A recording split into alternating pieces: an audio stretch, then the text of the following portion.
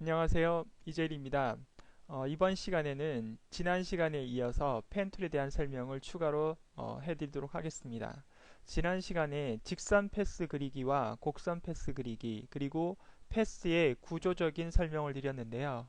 오늘은 곡선 패스나 직선 패스를 드로잉한 이후에 여러분들이 그것을 어떻게 수정을 할 수 있는지 그리고 상단의 옵션 바에 대한 설명을 추가적으로 좀 드리고요. 드로잉을 할 때 단축키를 이용해서 패스를 수정할 수 있는 방법에 대해서도 설명을 드리도록 하겠습니다. 자, 먼저 지난번 시간에 작업을 하셨던 그 원형 패스 부분이 있으실 겁니다. 그 부분을 여러분들이 활용을 한번 해보도록 하겠습니다.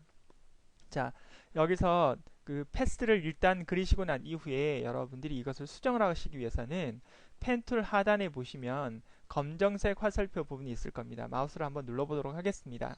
자, 누르고 계시면 패스 셀렉션 툴과 다이렉트 셀렉션 툴이라는 부분이 나옵니다. 자, 먼저 패스 셀렉션 툴을 눌러서 패스를 선택을 한번 해보도록 하겠습니다. 그러면 이렇게 패스의 모양을 이렇게 여러분들이 움직이실 수가 있고요. 그러니까 누름과 동시에 에커 포인트의 그 포지션 부분이 위치 부분이 다 나오게 돼 있죠. 자, 이것은 이동만 할 수 있는 부분, 즉 선택만 할 수 있는 부분이라면 이것을 수정을 하시기 위해서는 선택 툴 중에 직접 선택 툴을 누르셔야 합니다. 다이렉트 셀렉션 툴을 누르시고요.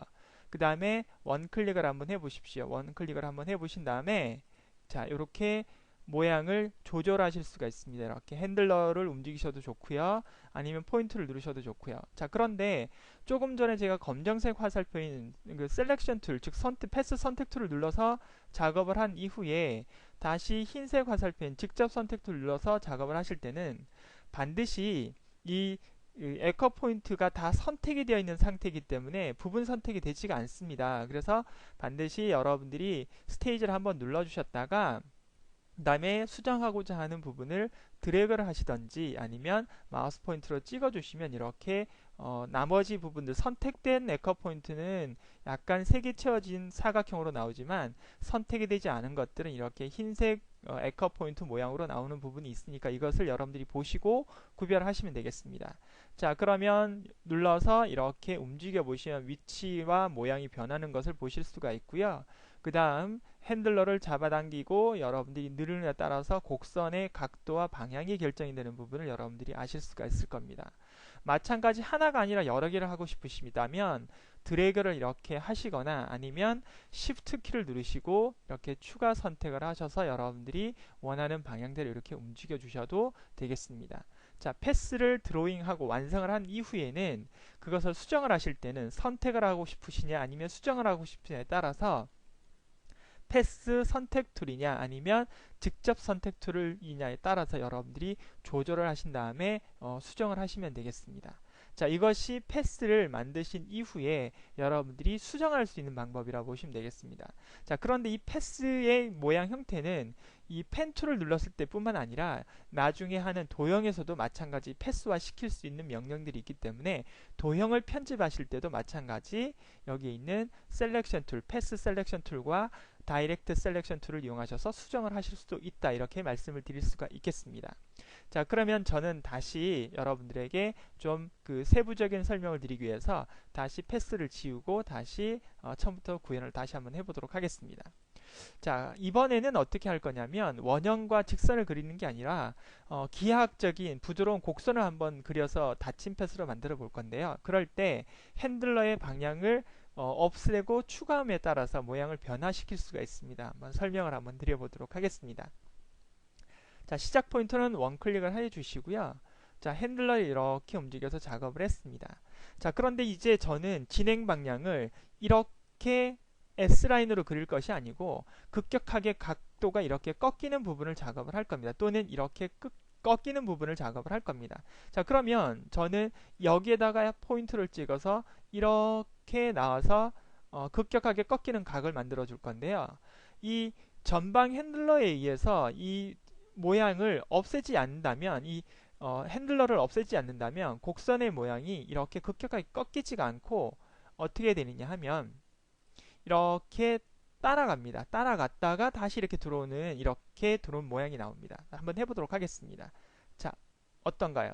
제가 아무리 핸들러 방향을 움직여도 저희가 원하는 곡선 부분이 나오지가 않죠. 즉 다시 말씀드리면 이렇게 왔다가 저희가 원하는 곡선은 이렇게 급격하게 꺾이는 부분인데 이 전방 핸들러의 영향에 의해서 이 곡선이 어느 정도 따라갔다가 이렇게 돌아오는 곡선이 나옵니다. 이럴 때 여러분 이 전방 핸들러가 없어져야 될 필요가 있죠. 이럴 때는 Alt 키를 누르시고 이 앵커 포인트를 눌러 주셔야 합니다. 핸들러를 누르시면 안 되고요.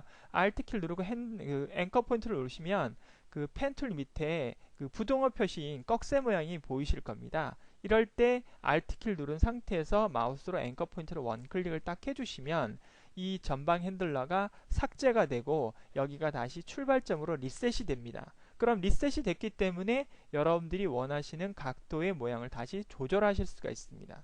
자, 그 다음에 여기서도 마찬가지 저는 하고 난 다음에 이렇게 곡선을 만들 건데 이 앞에 있는 전방 핸들러에 의해서 곡선이 이렇게 따라갔다 다시 들어올 경향이 있습니다. 이럴 때 반드시 또 없애야 줘야 되니까 Alt 키를 누르시고 원클릭을 하셔서 이렇게 여러분들이 조절을 해주시면 되겠습니다. 자, 그런데 이 전방 핸들러가 꼭 없어야 되느냐? 그건 아니고요. 작업을 하시다 보면 전방 핸들러가 있어서 좀 더 부드러운 곡선이 나오고 전방 핸들러가 있음으로 해서 방해가 되는 곡선의 방향과 길이가 있습니다. 그것은 여러분들이 작업을 해 보시면서 여러분들이 이럴 때는 있어야 되는 것, 없어야 되는 것을 여러분들이 판단을 하시면 되겠습니다. 자, 지금 마지막 마무리를 할 건데요. 저는 이렇게 해서 완성을 할 겁니다. 이럴 때는 전방 핸들러가 훨씬 더 있음으로 인해서 곡선이 좀 더 부드러워집니다. 자, 한번 볼까요? 자, 어떤가요? 그냥 별 무리 없이 작업이 되는 것이죠. 그래서 반드시 전방 핸들러를 없애야 된다, 아니면 있어야 된다, 그런 판단은 여러분들이 앞으로 2차, 3차 곡선을 어느 방향으로 할 것이냐에 따라서 달라진다, 이렇게 말씀을 드릴 수가 있겠습니다. 자, 펜툴 작업에서는 여러분이 이 정도 여러분들이 작업을 하시면 되겠고요.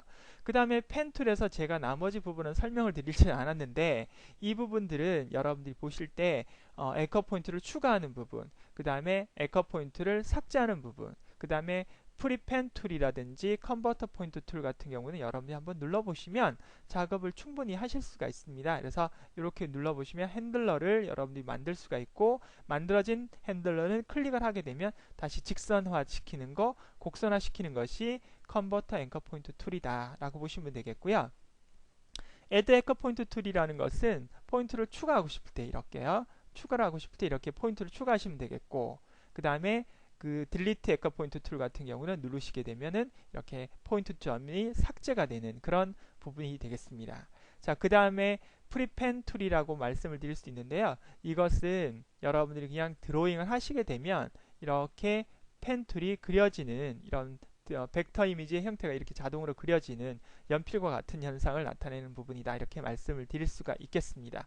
그러니까 앵커 포인트 펜 툴을 이용하셔서 여러분들이 굳이 전방 핸들러와 후방 핸들러의 모양 형태를 찾아가시고 그 다음에 삭제하고 추가하시는 방법이 없이 여러분들이 그냥 연필처럼 드래그 했을 때 그냥 그것이 바로 패스화 시킬 수 있는 그런 명령이 이것이 지금 프리펜 툴이다, 이렇게 말씀을 드릴 수가 있겠습니다. 펜 툴이라고 나와 있는, 그쵸? 이 부분이라고 보시면 되겠습니다. 마찬가지 밑에 있는 패스 셀렉션 툴을 눌러서 클릭을 해보면 이렇게 패스 점들이 다 보이시고 앵커 포인트들이 다 보이신다는 것을 아실 수가 있을 겁니다. 자, 또 시간이 10분 정도 거의 다 돼가고 있는데요. 그러다 보니까 상단에 있는 그 펜 툴의 확장 옵션에 대한 설명을 아직 못 드렸네요. 근데 보시면 여러분 조금 전에 첫 번째 강좌에서 제가 이 부분에 대해서는 설명을 드렸을 거예요. 도형 레이어로 만들 것인지 아니면 패스화 시킬 건지에 대한 설명이었고요. 그 다음 이거는 도형에 관련된 부분이고, 그 다음 이것은 추가, 삭제, 그 다음에 교차하는 부분, 이건 여러분 선택 툴에 할 때 제가 잠깐 언급을 해드렸던 부분하고 거의 비슷하다, 이렇게 말씀을 드릴 수가 있겠습니다. 시간이 부족하니까 상당히 말이 빨라지고 있는데요. 이거는 도형을 할 때 제가 다시 한번 설명을 드리도록 하겠습니다.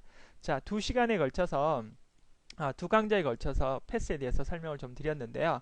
부족하지만 제 설명을 들으시고 여러분들이 실습을 좀 많이 하셔서 개념을 잡아보도록 한번 해보세요. 자, 오늘 또 수고하셨습니다. 감사합니다.